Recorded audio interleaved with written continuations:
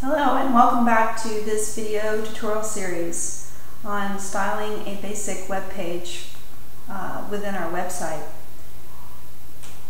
In this tutorial we're going to be implementing a container with the ID of wrapper, and we also will implement a navigation menu, and we'll also resize the title of our heading and reposition it. So far this is how our web page is coming together very nicely. So in order to begin, we want to go into our style sheet, and anytime that you're implementing a container that you want to include properties so that you can define how it will behave in the browser, you would simply make some space,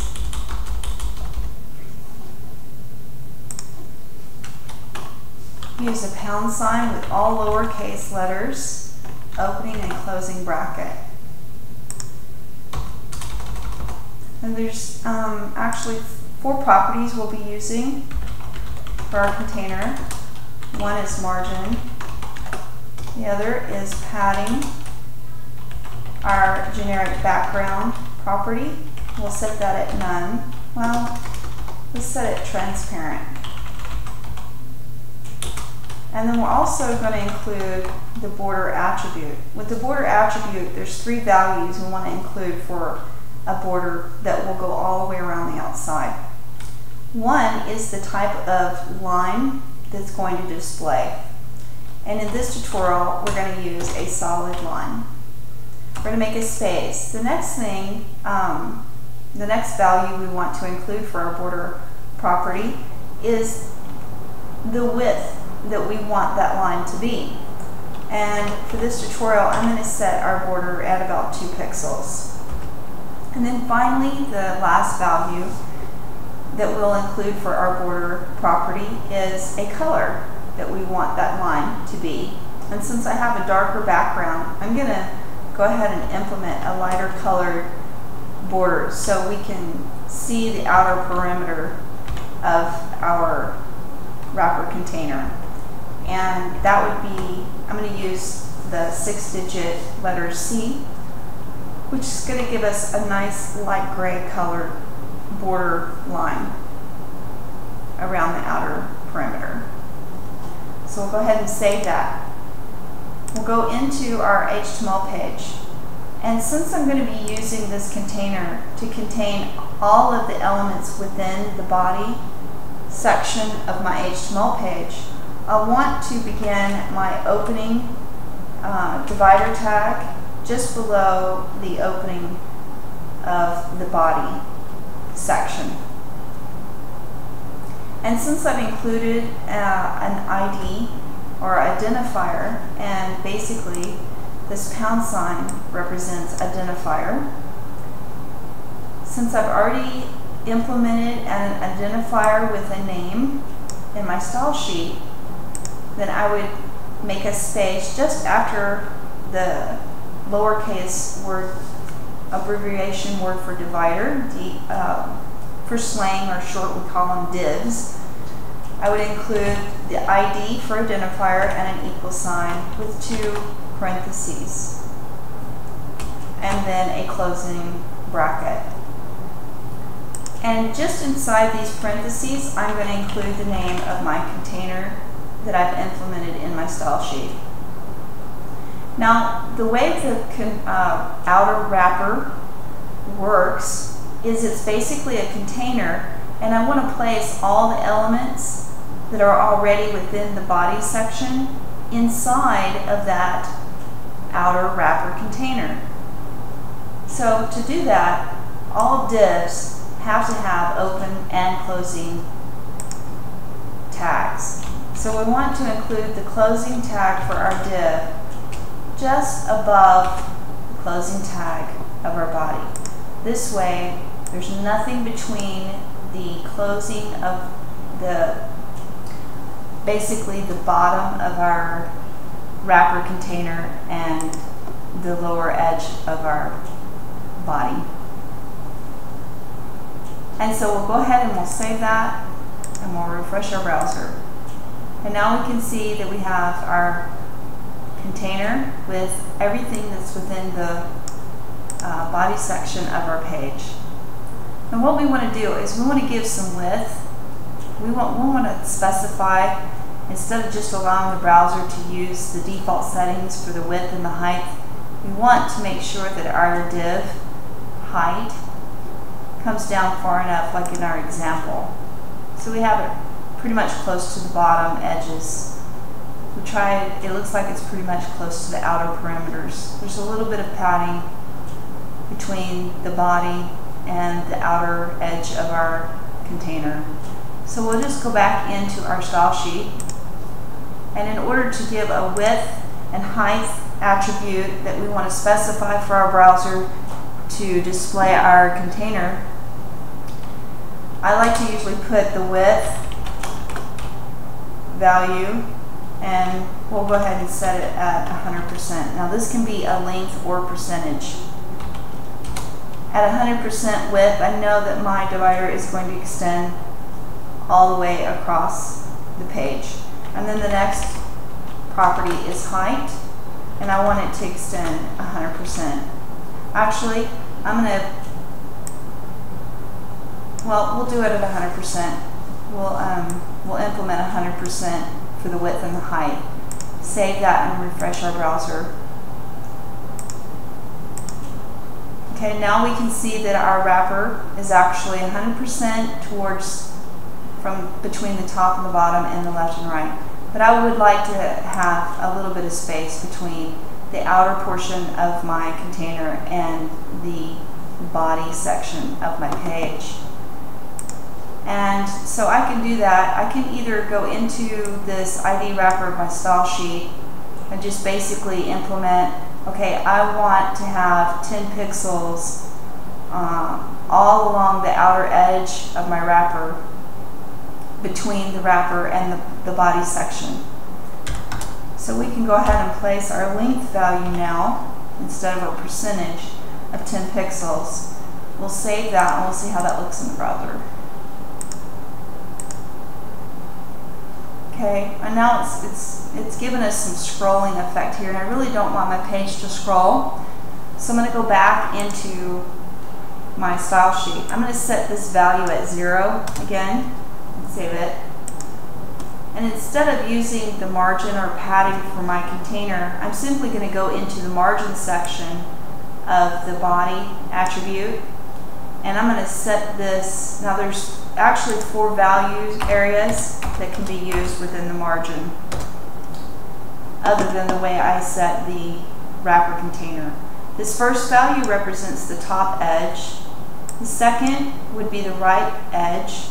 This third represents the bottom edge. And this fourth value represents the left edge. And usually we'll want to use the 4 value system if we only want to implement a space between the outer perimeter of the body and the outer perimeter, between the body and our next container. So I'm going to put about 10 pixels between the top part of the body of our viewport and the top of my container. And then here on the left, I'm going to put about 20 pixel space. And then we'll save it and we'll view it in the browser. Okay, I'm still not real happy with that, so it looks like the width of my container is a little bit too wide, and the height. And if I can get this to there, you can see how the bottom of the wrapper is sitting right on this bottom edge. In our example, I have a little bit of a space here and on the right. So that tells me I have my container's width set too far. So I'm just going to go back in to my style sheet, and I'm going to set the width of my container at about 95%. Also for my height, the height of my container, and save it. We'll go back over and we'll refresh. There, that's looking a little bit more like our example here. I actually like we have a little bit more space than our example, and I kind of like that better. Maybe I'll change the height back to 90. We'll say about 97%. We'll see how that works.